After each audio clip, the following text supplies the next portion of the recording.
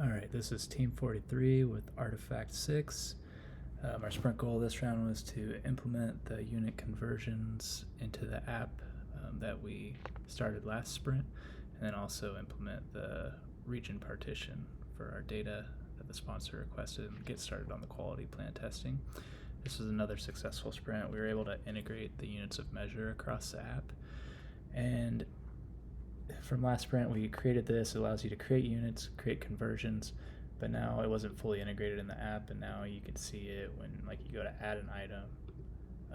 You can add it based on one of the units of measures listed in the user's units page, or when they go to their details page and after OCR reads something in, maybe they can adjust it to one of the categories as well. And then also on the categorization page for a user, on the line level, they can adjust things and it will update the line and average, so they can kind of see based on different units of measure what the average is. And if things aren't set up, it gives them a little error or alert, but then they can also convert it back. And then on the admin side, we implemented, they don't necessarily need to convert units of measure, but they needed to see a region, and the region being like what part of Canada the food truck is located in. This helps the sponsor see price trends for different similar items across regions, so they can maybe help the vendors out with getting better pricing in certain areas. If they see one area is way too high and another area is low, maybe that low area can help the high vendor out. But this is kind of nice because they can filter by a region if they needed to, and then also use the existing filters to find a common item. And then you can see I put duplicate data in here, but typically you would see different values here. So very helpful for them. Another piece, we'll flip back to the user side.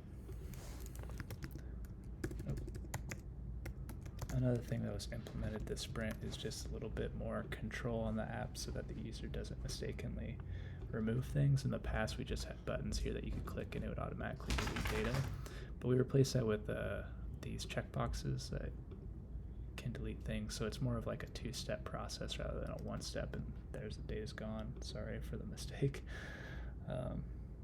And same on the details page, you can do the same thing. So rather than just easy click to delete data, you select it and then you can delete the row. And we'll be implementing that more across the other pages in the future, last sprint, along with some cosmetic things. And finally, we got the forgot password fully working. It was sending an email, but now we got a temporary password sending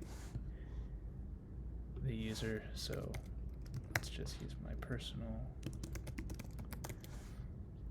and let me bring up Google here, my Gmail, and where did it go?